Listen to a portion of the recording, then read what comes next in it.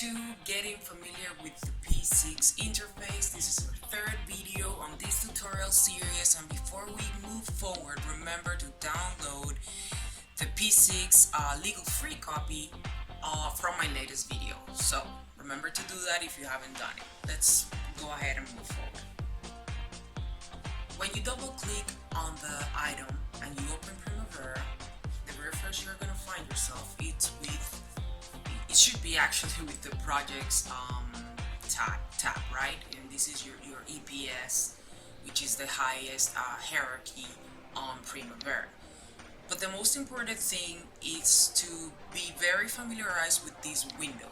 If you notice here to the left, right, we're gonna have the table, and this table is gonna display all the activities, projects, or WBS details that we have within a project.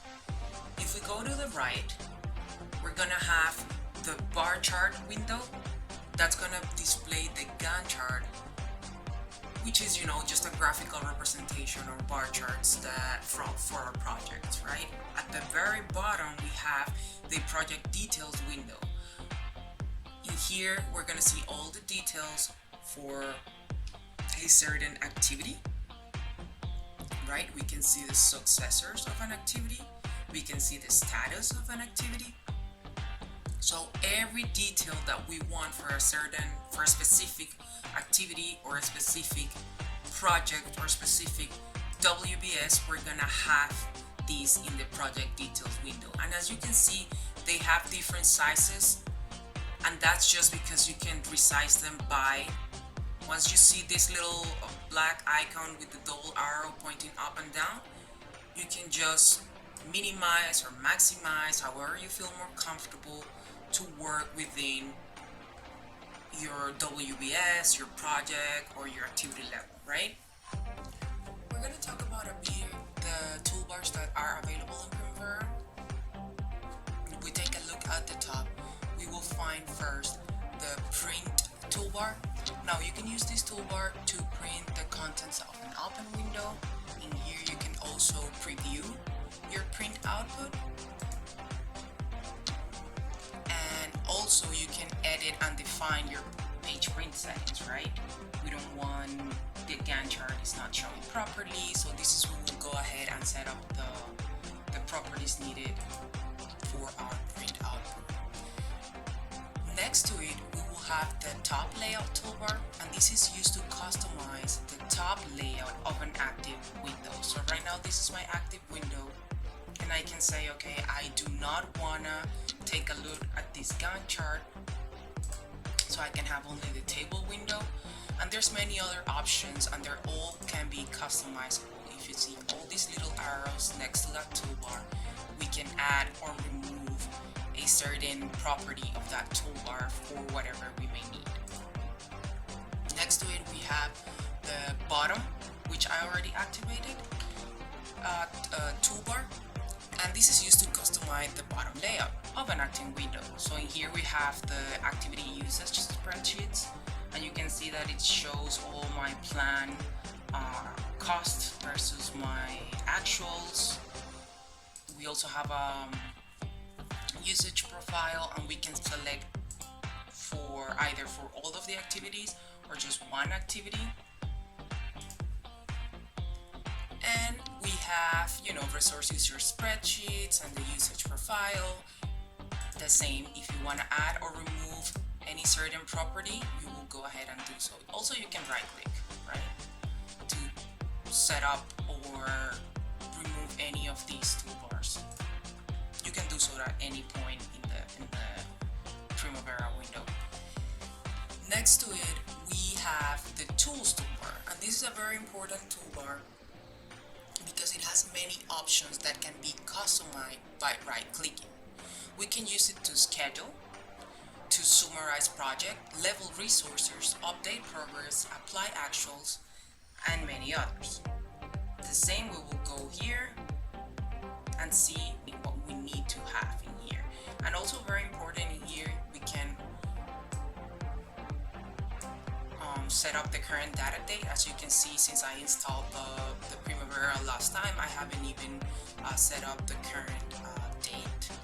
And I think it's very important to point out that the data date is just a reference date to start scheduling calculations, right? Forward or backward paths. We can get into detail further down, but technically it is a calendar date that separates actual, which is the historical data, from the future, which is the scheduled data. Next to it we have the display toolbar, and it's used to zoom in and out an active window. Also, you can collapse and expand data elements, show or hide hidden help, and add attachments.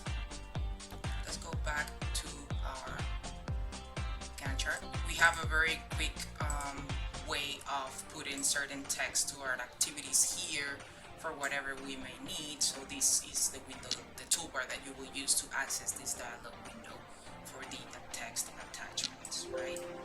If I go to this activity,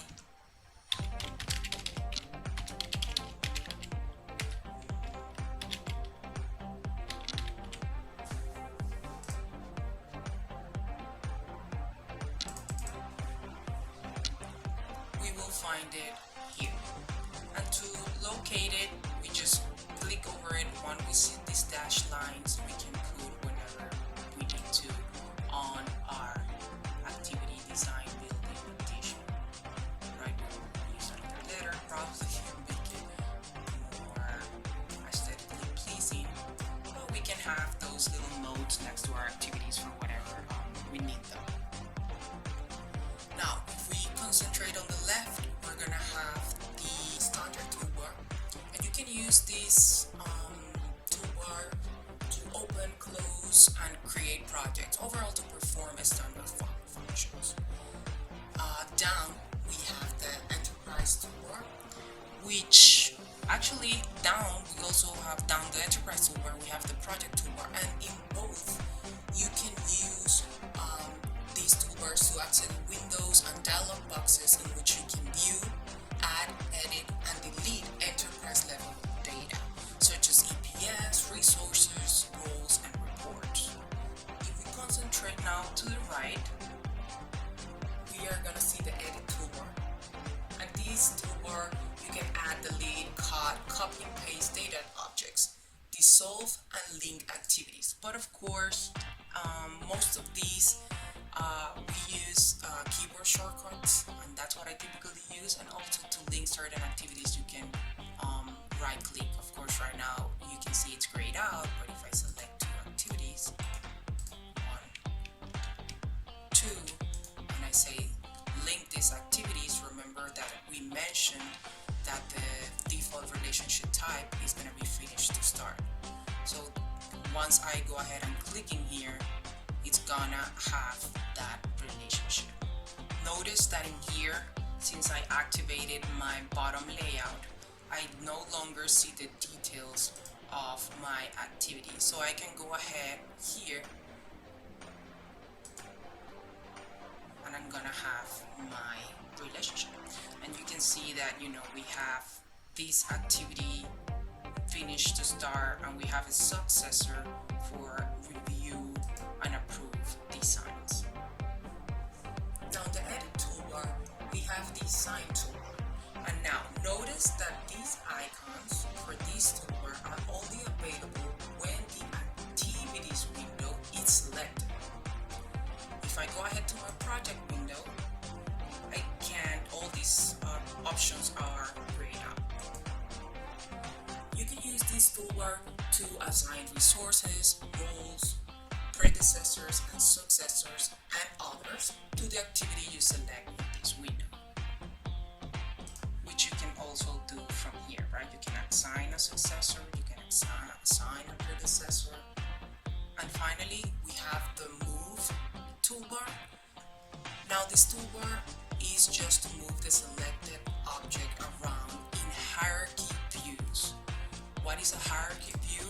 If we go to our WPS, we can see that actually this gets activated, enabled, and we can move around our WBS level down, up, or make it a sub-level of the level above.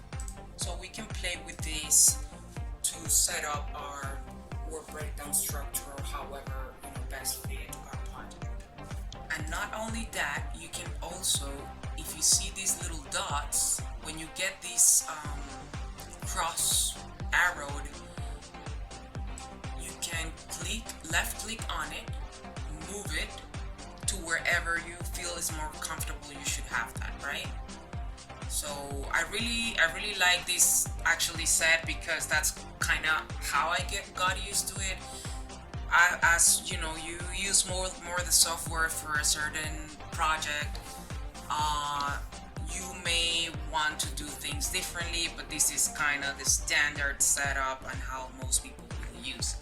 So the most important things will be to remember that this is your table window, your bar chart window, your details view, where you will have your project detail window, right?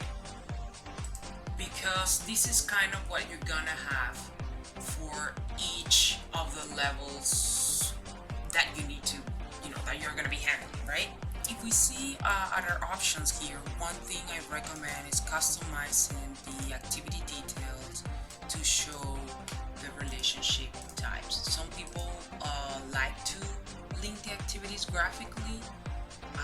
I never, honestly, to me it was much easier to do it this way. You can also add any other tabs or details that you see necessary. I'm just gonna put the notebook. Sometimes I use it. And if we click or hover over any activity, if we click on any activity, we can see the predecessors and successors to this activity and the relationship types for each. By clicking twice under the relationship types, we can choose which type we want to link the activity with, right? If it's predecessing or successing. The default relationship type is finish to start in Primavera. Also, if you double click on the lag column, you input the number of the lag between the activities. So, how many days am I gonna delay it so I can actually start this activity. Also, as you can see here, we have multiple menus with all kinds of options we may need to handle our projects. And I really think it's important to make this remark that the importance of a project like Primavera is not that it only let us manage projects, but it also lets us manage portfolios and programs. I hope you enjoyed it. I hope this was a quick and easy tutorial just to get familiarized with the interface, and thank you for everything.